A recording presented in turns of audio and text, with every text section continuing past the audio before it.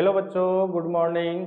मैं मानस सर आज आप लोगों के बीच एक नया टॉपिक जिसका नाम है भाज्य संख्या, अभाज्य संख्या और सह संख्या के बारे में विस्तृत जानकारी को लेकर आप लोगों के बीच आया हूँ। यदि वीडियो आप लोगों को अच्छा लगे अच्छा लगे तो लाइक, सब्सक्राइब एवं कमेंट जरूर करें। विभाज्यता के आधार पर संख्या कितने प्रकार में बांटा गया है? हाँ, संख्या के प्रकार कौन कौन? एक है अभाज्य या जिसको रूट संख्या कहते हैं, प्राइम नंबर जिसको क्या कहते हैं?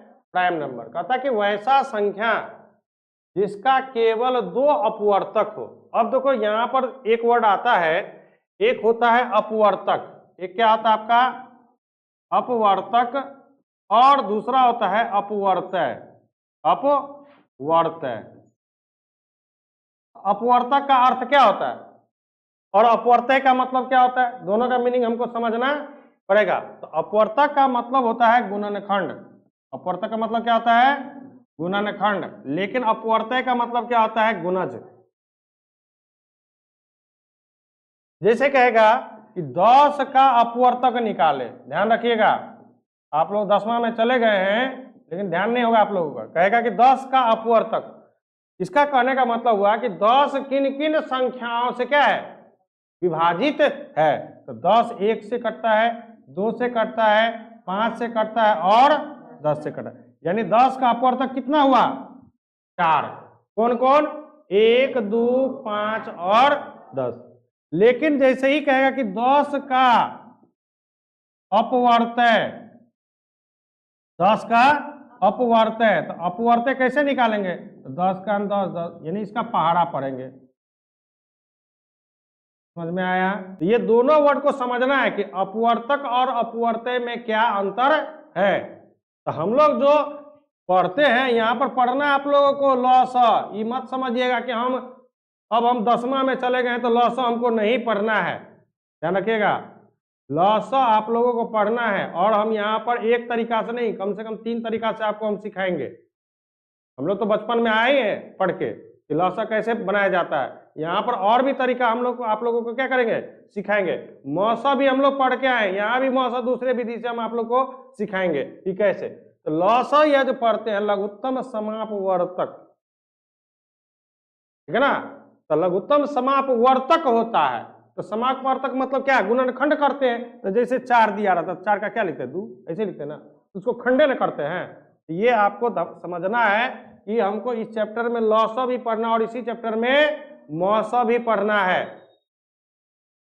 तो समझिए, तो ये समझ गया कि अपवर्तक मतलब क्या होता है? गुणनखंड। और अपवर्तय मतलब क्या होता है? गुणज।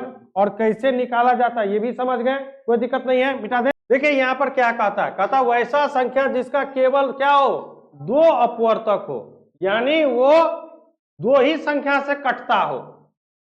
वो क्या हो? 2 ही संख्या से उसका खंडन हो। या वैसा संख्या जो एक एवं स्वयं से विभाजित हो, उसे क्या कहते हैं? अभाज्य संख्या। जैसे हमारे पास एग्जाम्पल हमने लिया है, यहाँ पर। तो जैसे देखिए 2 किससे करता है? 1 और 3, 1 और 5, 1 और 7, 1 और 11 और 1 11, 13, 1 और 17, 1 और 19, 23, 1 और 23। इस प्रकार के जितने भी संख्या होंगे वो सारे के सारे क्या होंगे? अभाज्य संख्या होंगे। भाज्य संख्या समझ में आ गया? कहता क्या है कि वैसा संख्या जिसका केवल 2 अपवर्तक हो, या इसका दूसरा परिभाषा क्या कर सकते हैं कि वैसा संख्या जो एक और स्वयं से कटता हो, उसे क्या कहते हैं हम लोग? अभाज्य संख्या कहते हैं। भाज्य या यौगिक संख्या, भाज्य या यौगिक संख्या जिसको इंग्लिश में क्या कहा जाता है? Composite number. कहता वैसा संख्या जिसका 2 से क्या हो? अधिक अपवर्तक हो, उसे भाज्य या यौगिक या संयुक्त संख्या कहते हैं। उसे क्या कहते हैं? भाज्य या संयुक्त या यौगिक संख्या कहते हैं। या दूसरा परिभाषा कहता कि वैसा संख्या जो एक एवं स्वयं के अलावा अन्य संख्या से भी विभाजित हो, अन्य संख्या से भी विभाजित हो, विभाजित का मतलब कटता हो, वो संख्या क्या कहलाता है? भाज्य संख्या कहलाता है। जैसे में देखिए, जैसे में देखिए 4, 4 देखिए 1 से भी कटता है, 2 से भी कटता है और 2 से अधिक हो गया ना। 6 देखिए 1 2 3 और 6, 8 देखिए 1 2 4 8, 9 देखिए 1 3 और 9, 10 देखिए 1 2 5 और 10, 12 देखिए 1 से 2 से 3 से 4 से 6 से और 12 से, 14 देखिए 1 2 7 14, 15 देखिए 1 3 5 15, 16 1 से 2 से 4 से 8 से और 16 से। तो जिनका भी जिन जिन संख्या का 2 से अधिक अपवर्तक होगा, अपवर्तक मतलब क्या? वो संख्या कटता होगा, वो सारा का सारा संख्या क्या कहलाएगा? भाज्य या यौगिक या संयुक्त संख्या कहलाएगा। अगला देखिए सहअभाज्य संख्या। क्या है अगला? सहअभाज्य संख्या, जिसको को प्राइम नंबर कहते हैं। जिसको क्या कहते हैं? को प्राइम नंबर। कहता है कि जब दो संख्याओं के अपवर्तकों में, कितना? जब दो संख्याओं के अपवर्तकों में केवल एक उभयनिष्ठ, उभयनिष्ठ का मतलब क्या? मिलना। उभयनिष्ठ का मतलब दोनों में मिलना। केवल एक उभयनिष्ठ हो तो दोनों संख्या एक दूसरे का क्या कहलाता है? सहअभाज्य संख्या कहलाता है। या जब दो संख्याओं का मौस मतलब HCF कितना हो? 1 हो तो उसे क्या कहते हैं? सहअभाज्य संख्या। जैसे देखो, जैसे 2 का अपवर्तक निकालते थे, 1 और 2, 3 का अपवर्तक निकालते कितना? 1 और, इन दोनों में क्या केवल मिल रहा है? तब तो 2 और 3 क्या है? एक दूसरे का सहअभाज्य है। 5 7 देखो, 1 5 7 का 1 और 7, इन दोनों में क्या मिल रहा है? केवल 1 मिल रहा है ना, तो ये क्या कहलाएगा? सहअभाज्य। लेकिन आपके पास 2 4 दिया है, कहेगा कि सहअभाज्य है कि नहीं है? तो देखिए 2 का 1 2, 4 का क्या निकालेंगे अपवर्तक? 1 2 और 4, इसमें क्या हो रहा है? 1 भी मिल रहा है और हमको क्या केवल मिलना चाहिए, तभी जाके वो क्या कहलाएगा? सहअभाज्य। लेकिन हमको इसमें क्या मिल रहा है? 1 भी मिल रहा और 2 को मिल गया, इसलिए ये क्या कहलाएगा? सहअभाज्य संख्या नहीं कहलाएगा। अब दूसरा, ये तो मिल रहा है ना अपवर्तक में ना। अब दूसरा जो परिभाषा करता है, जब दो संख्याओं का मौस, अरे भैया 2 और 3 का मौस निकालेंगे तो 2 से फिर 1 से कितना मौसा कितना निकला? कितना निकला? 1 से कटा ना। तो जिन जिन संख्याओं का मौसा 1 निकले, समझ जाना कि वह संख्या क्या है? सहअभाज्य संख्या है।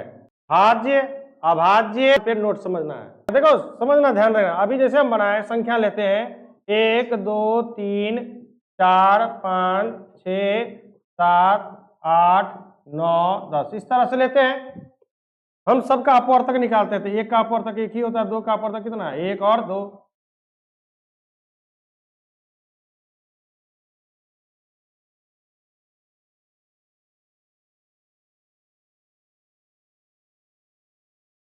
ठीक, 1 7 8 का 1 से 2 से 4 से 8 से 1 3 और 9। ये मेरा क्या है? ये मेरा क्या है? ये मेरा क्या है? ये मेरा क्या है? ये मेरा क्या? अब 11 है ना। देखिए ध्यान रखिएगा, ये सब जितना भी है ये मेरा सारा का सारा क्या है?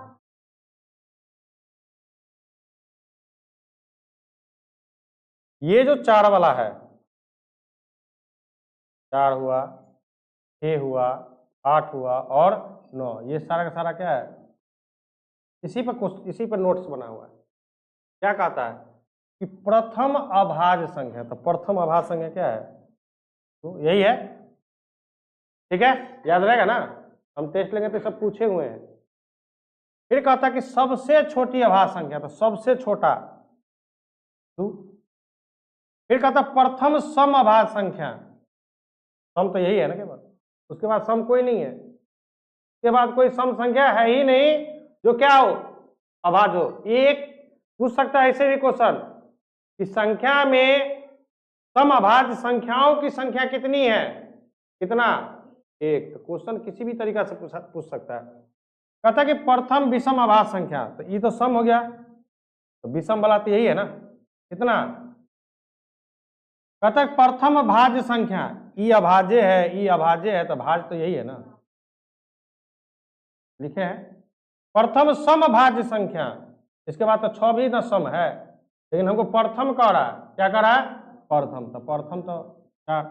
प्रथम विषम भाज्य संख्या, तो विषम कहाँ से शुरू होता है भाज्य में, तो देखो भाज्य तो ये 4 है भाज्य, 6 भी भाज्य है, 8 भी भाज्य है, ये तो सम है ना, 4 6 8 सम है ना, केवल 9 ही ना भाज्य है, लेकिन ये कैसा है, विषम है। तो प्रथम विषम भाज्य संख्या कितनी, 9। यदि आप लोगों को वीडियो अच्छा लगा हो, लाइक और शेयर सब्सक्राइब जरूर करें। मिलते हैं नेक्स्ट वीडियो में एक नया टॉपिक को लेकर के।